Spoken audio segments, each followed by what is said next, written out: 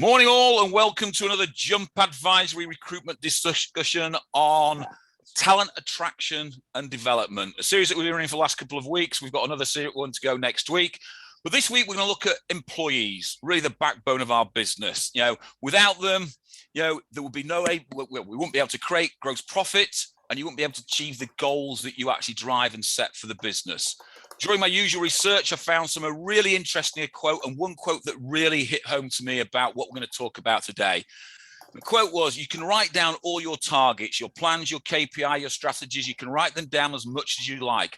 But until you get your head involved in the actual doing of generating businesses, your goals and dreams will only be realized on the paper they're written on.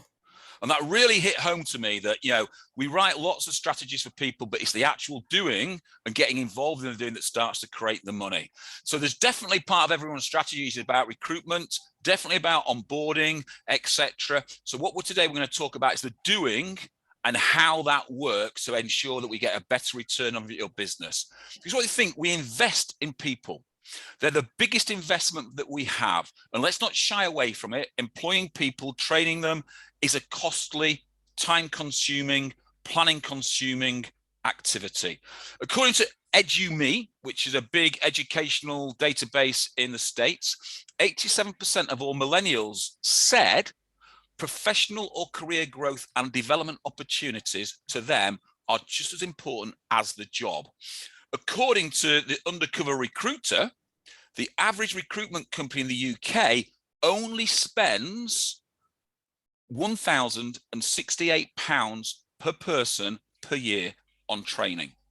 So I want to sort of break that down, because they broke it down. I thought it was a really good way of breaking it down. So you can understand, if you employed someone new at 24K, the average cost of bringing them into your business is based on this: 16K on bonuses, 4K on NI, £800 on pension, training, 1068, office space and equipment, 4,800, holidays, sick days, software, time out of the business, your time involved with them, 8K, giving you approximately a total of 50K, and that's even without talking about opportunity lost. So it's really important. The most important and influential product that we have within our business, if we think about it, we spend the least money on it developing it. So when we start to think about that 50K and £1,068, we've got to think, what are we doing? According to Corona, the average cost of an employee that's turned over is round about £11,000 to re-employ somebody. So put that on top of your 50K, all of a sudden, you start to see how expensive new people are within the business. So I always relate this to, are we throwing money out of the window? So today it's about how we keep that money inside the business, and we start to think about how we can multiply that money once we do keep it inside the business. Because after all, most business owners are thinking about the multiples within their business. And on average on recruitment, if a UK recruiter bills 70K in the first year, we're usually happy. And then the average is 120K thereafter. If we use the usual multiples, that means in 3 years, that person will give you 100K pure bottom line profit. And we are only investing £1,068 on their development. So how much more profit can we make them?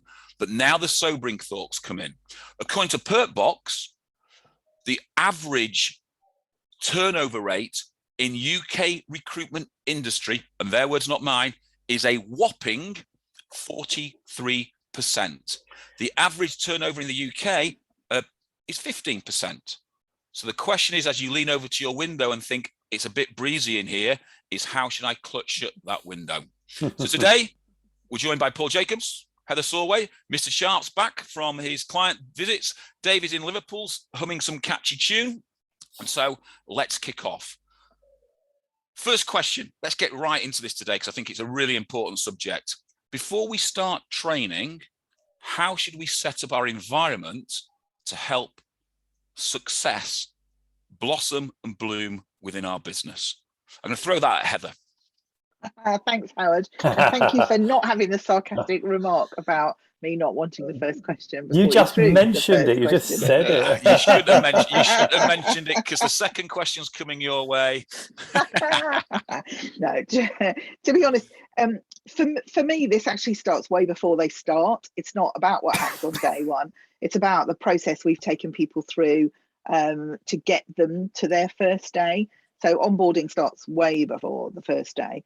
And I think it's really important that we remember, and particularly at the moment where it's so hard to find good candidates, that warm and breathing isn't enough. You know, there is a real temptation at the moment to let our standards slip because it's so hard to find good candidates. But making the wrong hire is honestly worse than making no hire at all.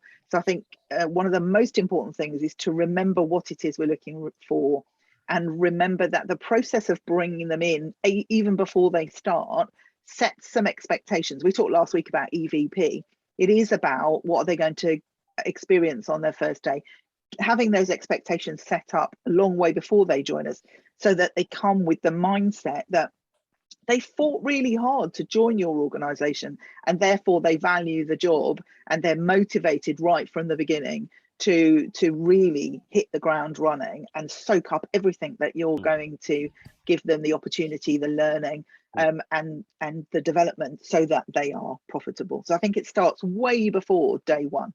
So it's the last time I come to you for the first question, because you just stole my bit that I was going to add to the end of it, but that's fine. Mr. Jacobs, what's your view on that? Well, how could you possibly disagree with Mrs. Solway? It's not possible, is it? I mean, I think that, you know, the discussion around onboarding pre and post is a vital one. And it's a conversation I've been having with a few of my clients over the last week, actually. You know, we talked, Heather made reference to EVP, and we talked about that quite recently. And one of the things I said was that the view of your business from the outside looking in, as a customer, as a candidate, as a client, or indeed, as we're talking here, as an employee, should be the experience to the T that you have when you join the business. So there should be no disparity between the outside view of your business, the way it looks and feels, and the way it feels to and the experience of working inside the company.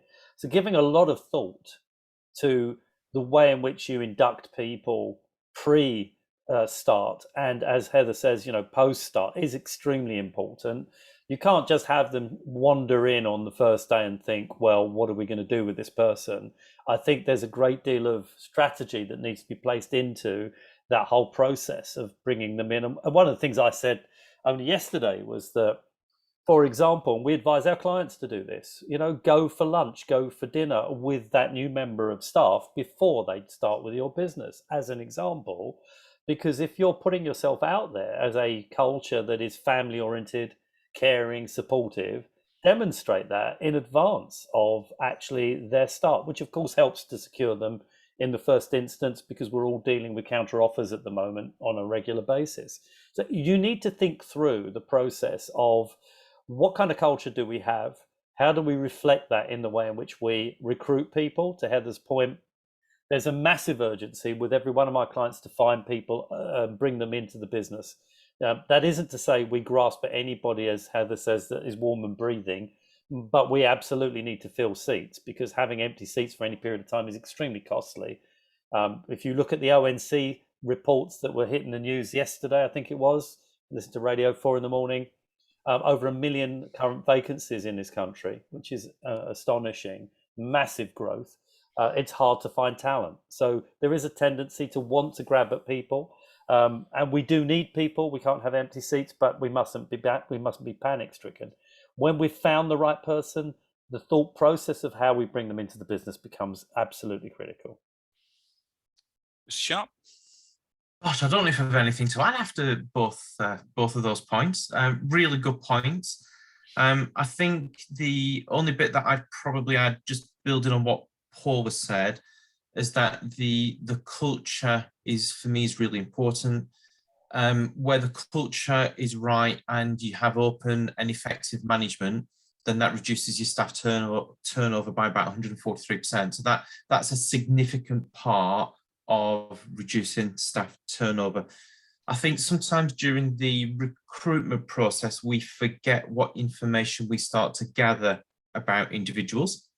And I think if we can use that information throughout the recruitment process to then build out a development plan so that when the individual starts, we're not spending 3 months working out what they're good at doing and what they're not good at doing, but we're actually using the process to identify where we can help and support them. If you think about that from an employee experience, then they go through the recruitment process, and then when they start, you're having conversations about how you're going to develop them and make them even better recruiters going forward, rather than leaving it 3 to 6 months. So I think using that information in the recruitment process is really important, and then fulfilling that so that in your day one or week one, you're having that conversation. Can you remember we talked about this in your recruitment process, or can you remember we talked about, putting them on this course or developing this skill? I think is really important. So I think just capturing that throughout the recruitment process for me is a bit of a game changer. So I think when we started to talk about this last week, I don't know why, in my warped sense of humour, a single song pops into my head. You haven't got a warped sense of humour, Howard. I certainly have. The song was called Side by Side, and it starts off about, I got married on Friday and everyone was there, and we stood, when everyone left, we stood alone by side. But then it goes through when they won't go to bed that first night, that she takes off her wig, she takes off her glass eye, she takes off a false leg, she takes off a false arm. And at the end of the song, it says, so I slept on the chair because there was more of her there, side by side. Well, that sometimes is what recruiters feel when they come into a new company, because what they've got is they get everything that they get on the marriage day. And then when they get there, all that stuff's disappeared and it's no longer there. So what we've got to start to think about is what we promise first up is we have to deliver when we get them through the door. So to me, the first thing is, when we talk about what you guys have all said is absolutely right. To me, that first morning when they walk through the door is really important. What do we do? And I always think we should sit them down, present to them, this is the business, this is what we're doing in the business, this is what your commission plan looks like, this is the values of the business, and we give them a really good outline of what their career plan is going to be within the business. So we've got to start to think about what we do as the person walks through the door. Are we going to be side by side with them properly, or are they going to be sleeping elsewhere because they just don't have what we have promised them, we just can't give? You've shocked everybody. Have you seen the comments? It's about time we got some comments. So there, thank you, Simon Johnson. Brilliant, in pieces. There you go. Always good for a crack. There we go. So the next question is, how do we give a new starter in the business a genuine road path to follow? That's really interesting. And you said you were going to come to me first. So I'm going to leap in there before Paul start their double act. So I do think it's really interesting to understand in your organisation, in your sector, what an appropriate speed to competency is. So, I don't think there is one generic speed to competency, but I think it's important that you actually look at the data and you really understand what does good look like for you, so that you can create some goals and targets that are appropriate for the desk and the market that you're working in. So, this stuff should be based on good data. Press my 2 pence to just get you going. Blimey, that was short and sweet. Yeah, it was.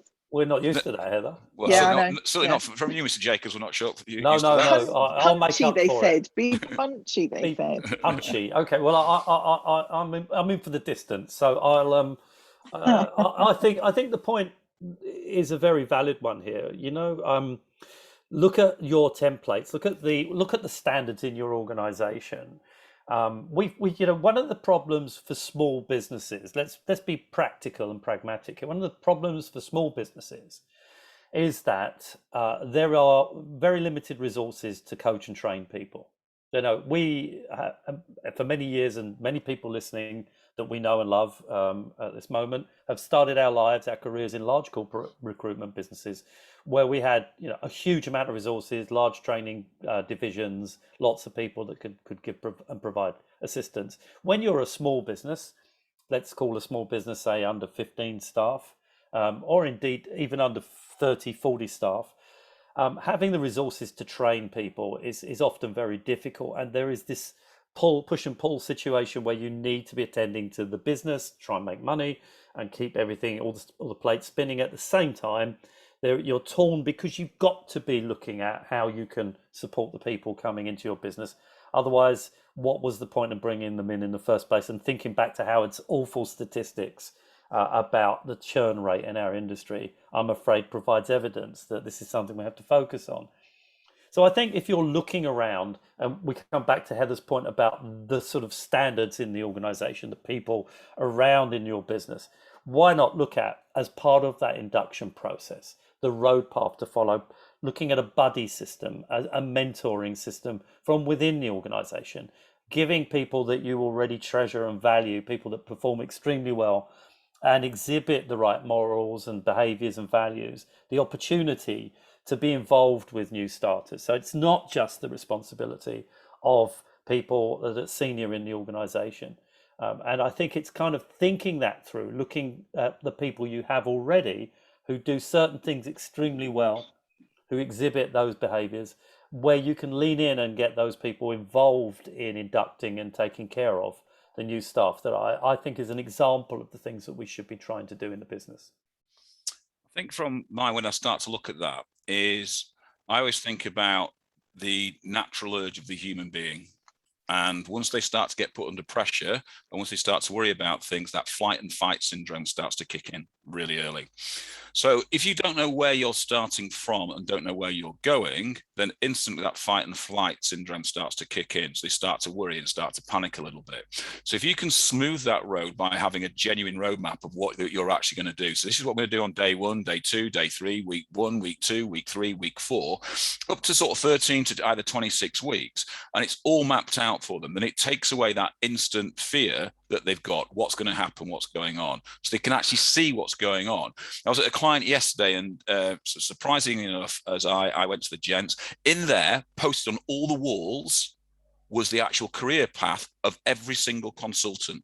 So it showed you where you could go, everywhere you walked. And I've noticed that every time we walked around the offices, everywhere was the career path of every single consultant. So you knew exactly what you needed to do to get promoted, how you're going to get promoted. And what they say when a new person walks through the door, they sit down and they give them a defined career map of what's going to happen in that first 26 weeks of where they're going. Yeah. So they know exactly what's going on. So their road path to success is very, very simple.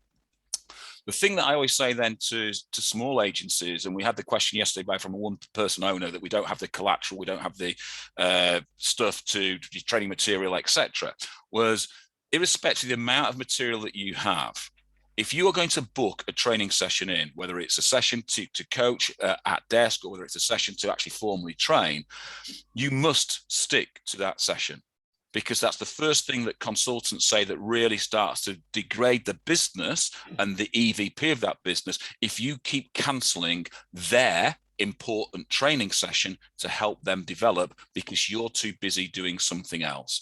So mapping something in properly on their roadmap and then sticking to that roadmap is really important. So the thing that I would always say is that if you give a new consultant a roadmap, then you need to book into their diary and your diary all the things are truly important and then stick to them come what may, because that's when you start to get that true relationship and we start to build people rather than just giving them a roadmap and then never sticking to it. So it is about having that proper plan and putting it into place and then absolutely living by that plan. Howard, I couldn't agree with you more, and I think I've mentioned this to you three before, but maybe not on a webinar. That is a truism, I think, for everything.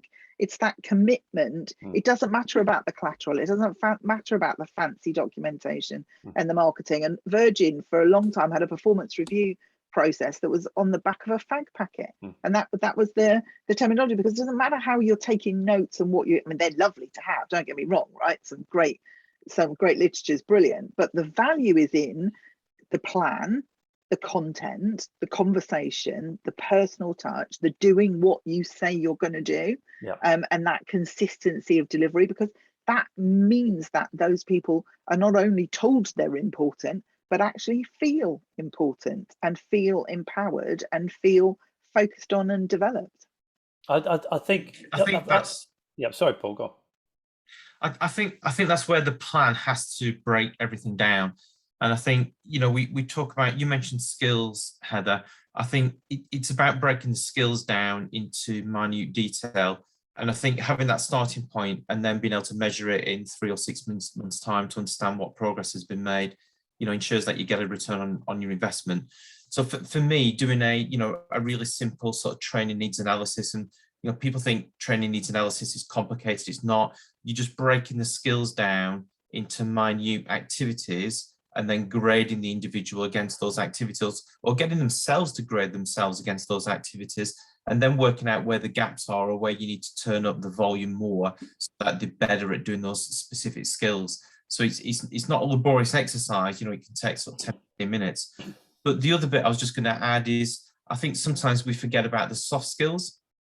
And there's been an increased noise in the marketplace, particularly about people coming from people like the CIPD, around the importance of soft skills throughout the lockdown period. So your teamwork, your communication, your resilience, your problem solving, your working with other people, your emotional intelligence. I think those are other areas as well that people need to be building into a development plan, so that people are really clear what they need to do more of. And the last point to just add, Howard talked about that structure and the process, I think is really important. But with any career map and with any structure, you've got to bring it back to the values. So there's got to be something in here around measuring the values and the behaviours as well. It's all got to link back up to the business and what the business is trying to achieve and where it's going.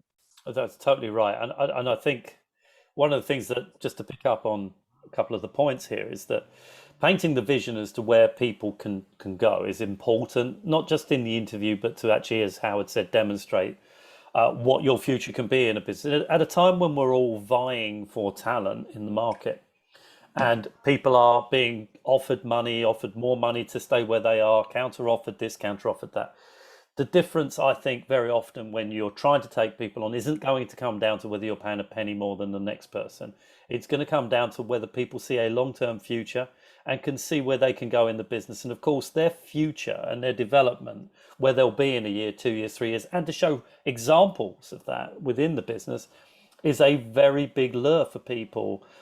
I don't think there are many people that join any business where they're thinking, I'll give this a go for 12 weeks. I genuinely think the majority of people join businesses hoping and praying that they've found the right company, the one that fits them, and they'll be there for some considerable time. So giving them the vision, the goals, making them understand that before they come on board, and then to Howard's point, demonstrating it when they join, I think is a very sort of sticky element as to how you get people not only to join you, but to stay with you.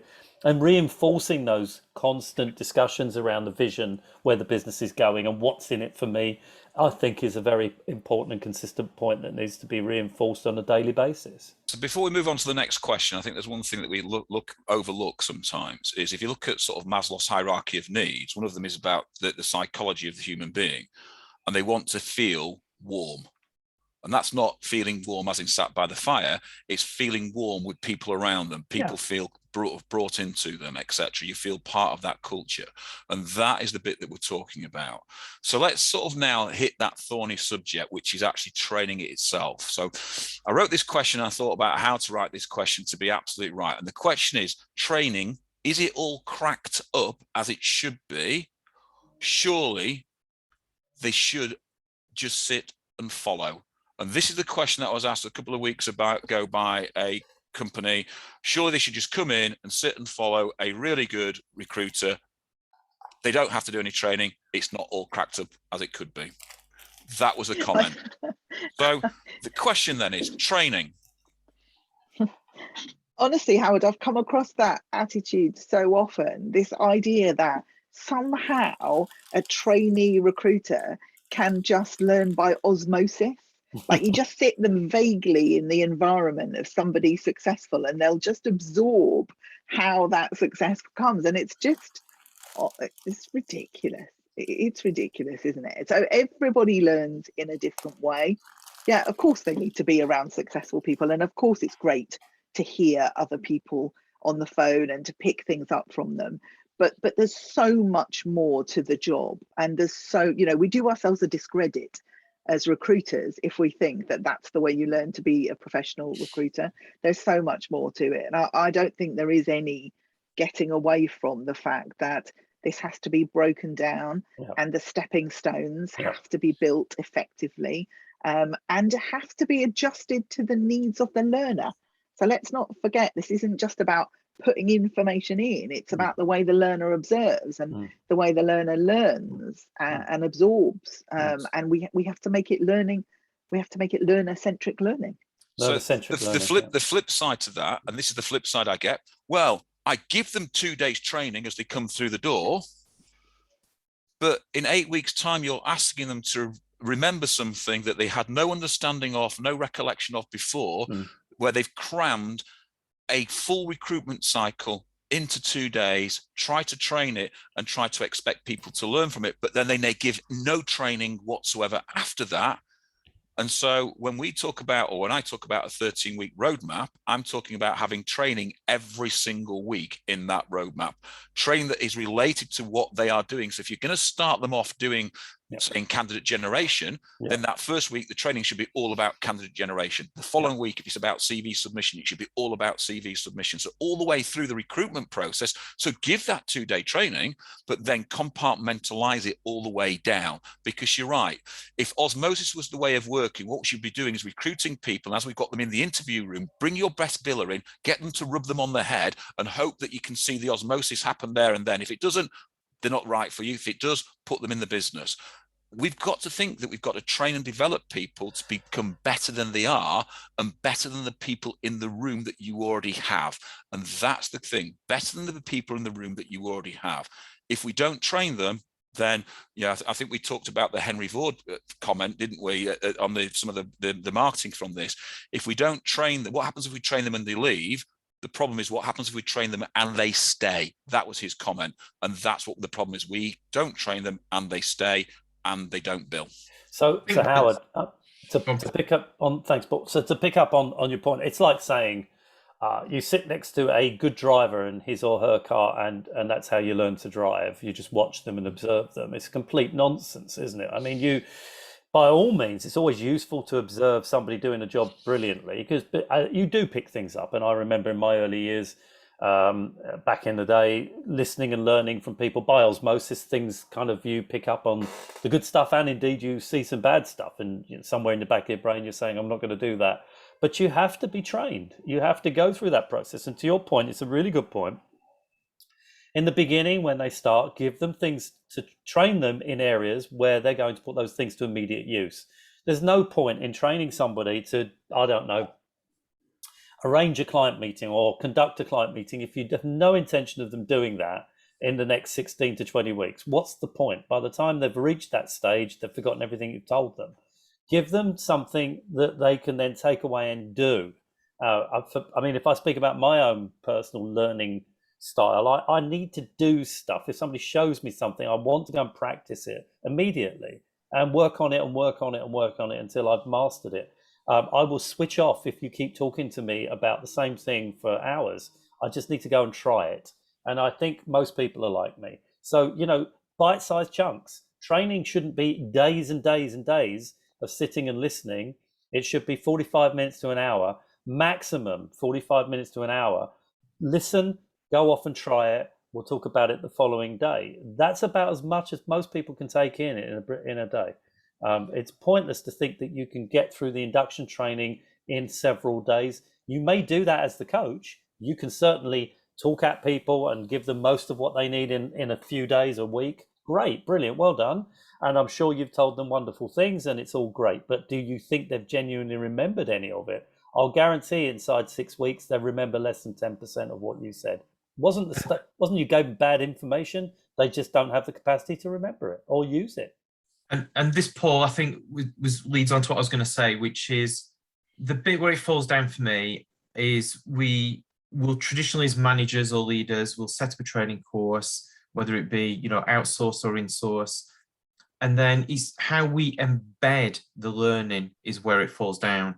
So we put people on a course, we sit them in front of a screen, they watch a video, they sit in front of a trainer, but then there's nobody there keeping that learning alive and continuously referencing back to it. So, everybody on the call now, if you just think about when was the last time you did some formal training, whether it's insourced or outsourced, and a lot of SMEs outsource training. So when you did that, what follow-up and what follow-up to the follow-up and follow-up to the follow-up, if that makes sense, have you done to keep that learning alive? Because if you haven't, then you may as well not have actually done that training in the first place and probably save you a little bit of money.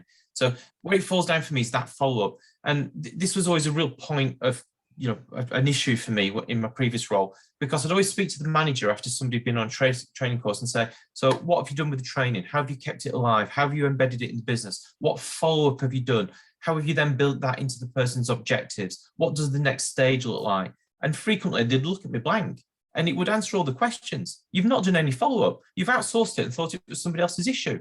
It's not, it's your issue. You have to keep it alive. You have to keep that learning going. Otherwise, it's pointless doing it. To try to bring the two Paul's comments together there, when we designed the Love Work Life Training Academy, which is, you can find it on the Jump website, when we designed it, we went to educationalists, and what they said, people learn by being talked to, by writing things down and having their brain tested, i.e. having a test, and then by regurgitation. So what we've done is we've created a video, so they watch the video, they then have a test. They can't get to the next part unless they pass the test, so demonstrate have they understood their learning, and then they get a video of a PowerPoint presentation. And what we're saying to people is you should then get your delegate on that training course to then present that back to you. So they then present back their learning. So you now know whether that learning has been embedded or not. And then it's, as Paul said, it's then the continuation from there. And the reason why we want to do this, and this is the next question, as we're moving to the next question, is recruiters have this real drive. In the first 13 weeks, we must make one placement, you know, from the beginning. So I have a slightly different view of it, is we need to think about how quickly we can get to that consultant to the break-even point. So whatever you've paying that consultant plus everything on top of it, how quickly can you get to that break-even point? And the second point is then how quickly then can you get them to be billing the average per head in the business? Because if we can shorten that time, then we become more profitable quickly. So why is it important that we should be doing that rather than just focusing on let's get them to make one deal after 13 weeks? Why is it in focus that we should try drive our training really at the heart of their learning to try expedite their capabilities of making money for us? It also depends on what you consider to be making money. So I've been doing quite a lot of work on the whole area of remodeling induction training with several clients recently. And one of the things that I think everybody will be only too well aware of is just this issue of candidate shortage right now. Everyone's well aware, it doesn't matter which sector you're in, you've got candidate shortages, and we have it in our own industry, hence the reason why there's so many empty desks in recruitment businesses right now. So one of the points we've made is that we want our new people to be working purely on the candidate side for the first 6 to 8 weeks, because we need them to generate candidates, and we think that's the greatest way that they can gain confidence, cut their teeth, and so forth. My definition, therefore, of them making money in those first 8 weeks is that if they are able to produce candidates that they can pass to experienced consultants, who in turn arrange interviews and make placements, they have by default made money. So what is the model? What do we use as the measurement of making money? I think, unfortunately, it's fairly myopic. We tend to think of it purely in terms of an individual making a placement or getting contractors or temps out. But I think the contribution for inductees can be tied into that production line. Where are they on the production line of making placements, where we want them to be in the first 12 to 16 weeks? Is their role going to be identifying candidates, helping experienced people make money? And if that's the case, they are being productive and they are making us money. So I think you have to step back from this to answer the question. What's your definition of productivity in those first important 12 to 16 weeks? It surely cannot be based purely on making a placement, because if that is it, it's a pretty shallow method of identifying success. And I think you're right there, Paul, in what we're saying, because when we talk about making money, if you go to Robert Half, their first thing they do, they get their people to generate 200 candidates. interview them face to face. And it's about then disseminating those candidates across the team so they can make placements with those people. So they get that instant buzz of, I've helped someone to make a placement, rather than let's try drive someone straight onto the tools and call clients when they have no idea about the marketplace. Let's develop those people. So I think that break-even point is, if I've developed or provided a candidate that can be placed, that is what we want. And that is when we start to think about, our metrics that we kept from that training. What are we trying to drive from it? If we're trying to drive one placement, then I think we can drive 4 or 5 placements in that time by making them find candidates that can fill roles that are already live within the business. Yeah, completely right.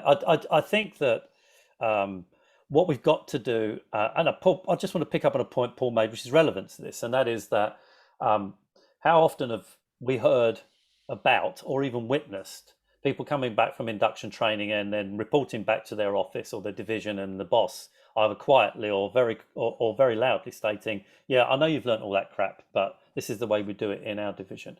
I think when you are looking at doing a readjusting or adjusting or changing your induction program, the place to start with training is the very people you already have in the business, because at senior level they need to follow through, to Paul's very valid point.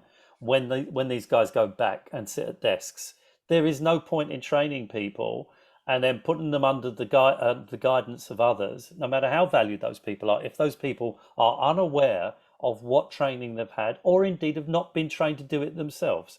So I would suggest, and I've come across this a lot, I talk to experienced staff, people that run their own businesses, and I talk about what we should be doing to coach people, and they will say to me very honestly, I've not been taught to do that.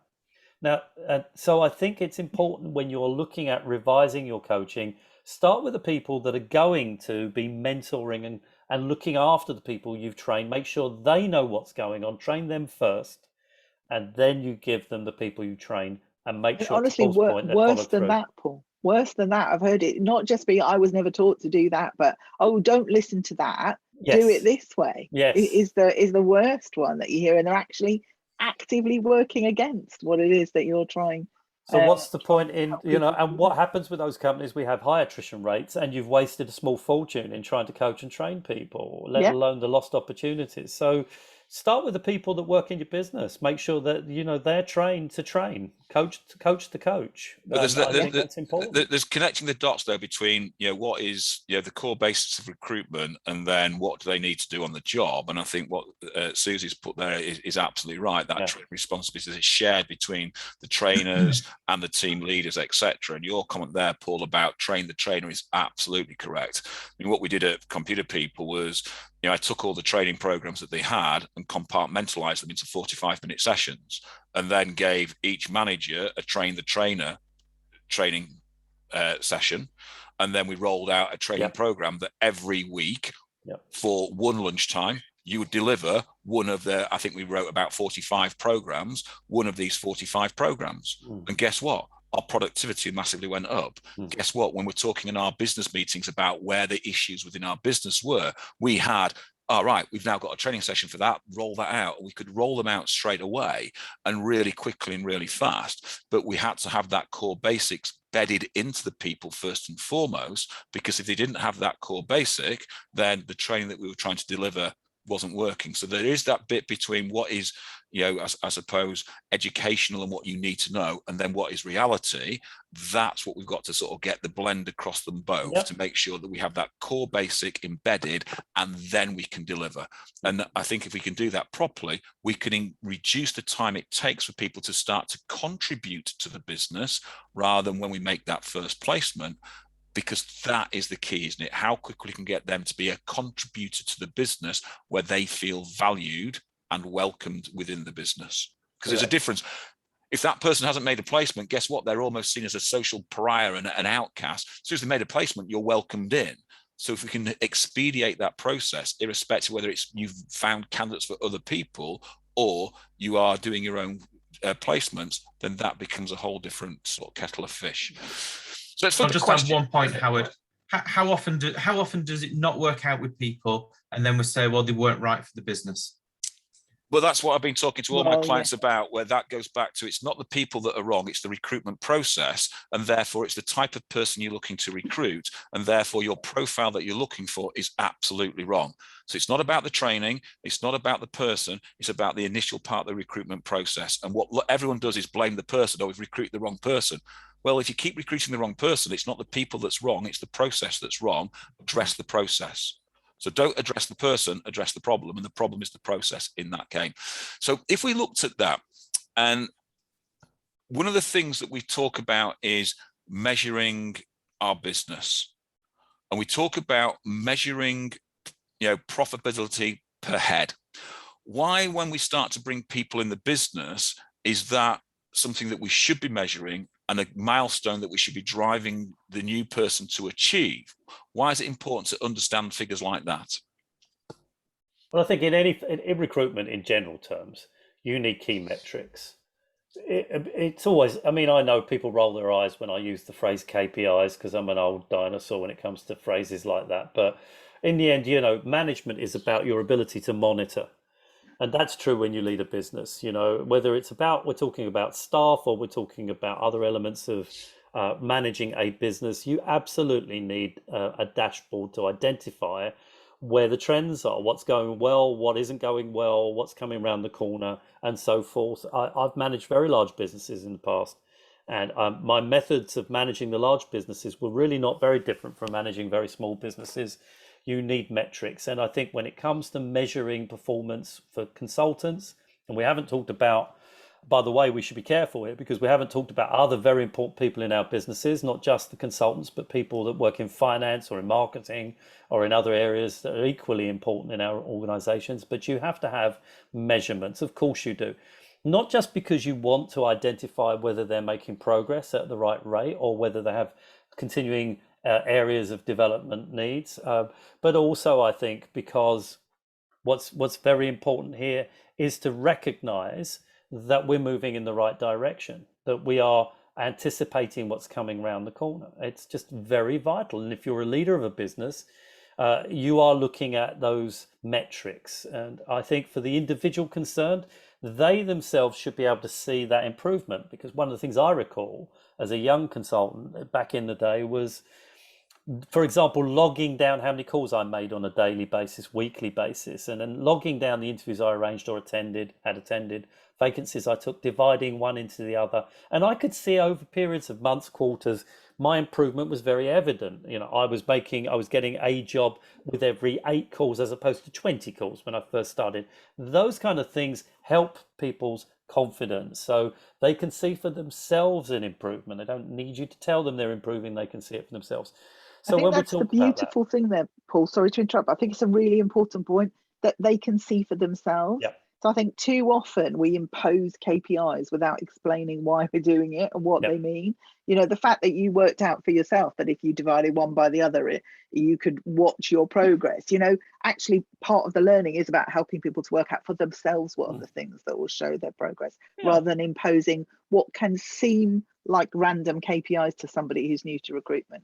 Yeah, and I mean, everyone knows that I'm badly learning the guitar at the moment, and I go through periods where I think I'm going backwards, and other times when I think I am making progress. But all of those emotions are based upon, if you like, the metrics governing how to play a musical instrument. And there are times when I'm on top of it because I'm doing stuff I've done before, and other times when I'm starting something new and I'm clearly struggling. But I can measure that progress, and we can hear it. We can hear it when you demo it for us. I've promised everybody on this webinar that one of these days I'll get the guitar and play to them. But I still think it's time to go. I'd like to call this to a close. It's time. For their sakes, it's a little way off yet. But that measurement thing is important to your point, Heather, and it is true. Regardless of whether it's business or it's pleasure, being able to measure your own progress is important. I think we're going back to the roadmap of what we said at the beginning. If someone's got a roadmap of where they're going and their KPIs are part of that roadmap and they understand why they are being measured in that way and what that measurement will bring, then back to the question of why is having profit per head such a great way of looking at it from an onboarding point, the success of your onboarding. Because if you can drive that person to the average profit per head, then they are a true contributor to your business. And if you can do that in a quicker fashion than you've been doing it before, then it's more beneficial to your business. But if that person doesn't know why they're being driven to that figure, or how to get to that figure, then they're getting there by luck and not by design. So we've got to start to make people to understand what those things are, because that is the key to training and development. I think the post I put on here, in the end of the journey, it's not about knowing more, it's doing more. And it's about doing more that is leading to actually the placements that you want to be making, or the activity, if it's back office, that people should be doing to make the business a better place to be and a more profitable place to be. I just want to add one point. You know how strong I feel about this, but what leaders measure speaks volumes about what's important to them. And whilst I agree with everything you've said about the KPIs, in the early stages, it's also about attitude, it's about behaviors. So I think, measuring those behaviors, linking it back to your values, I think is really important. Point, yeah. Ferguson in his book talks very strongly about taking attitude over performance all day long. Yeah, great point. Completely agree with that. So great point. It's about measuring both. I think one thing, and I know probably going to say this in the quick wrap up here, Howard, but let's be very clear about it. Learning should be an essential part of your culture. It should be lifelong learning. It should be embedded in the heart of everything within your organization, everything at every level, no matter whether you've just joined the business, you've been there a while, or you're a senior individual. You should have at the heart of your culture an attitude that says, I am constantly learning. I am constantly in the business of improving my abilities, my mind. And I think that is a very seductive culture to have. People should be and would be drawn into that and will stay with you. You cannot just think bringing people in and giving them some training in the early months is good enough. It can't be. It has to be an ongoing process for every single person, but particularly from the leaders in the business. So I think it was Aristotle that said, you start learning at birth and you shouldn't stop learning until you die. And I think that's a very sort of interesting sort of way to sort of finish this and to sort of blow Mr. Jacobs, aging sort of mindset on KPIs. Next week, we're going to talk about a different KPI, not key performance indicator, but the key person of influence. So once we get somebody into our business and we start to train them and develop them in our business, we have to then to get them to become a key person of influence within their marketplace, so they can start to expand their own desk and grow their own opportunity within your business. So we're going to talk massively about driving people into their marketplace to become influencers in their marketplace, because as we know now from our previous discussions, it's not just good enough to be a good recruiter. You now also have to be an expert marketeer to make sure that you're growing your own desk and your own opportunity. Heather, I will come up with another analogy. I'll find another obscure song next week for something. No. I'd like to thank you all, one and all, and I shall leave you with side by side.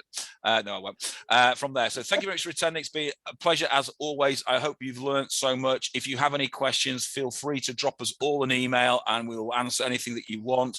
Look forward to seeing you again next week at 11 o'clock. Paul and Heather, thank you very much for your participation. Ladies and gentlemen, enjoy the last of the week. Thanks, Howard. See you, Howard. Well done. Bye. See you guys. Bye, everybody. Side by side. Don't sing. No. I'm definitely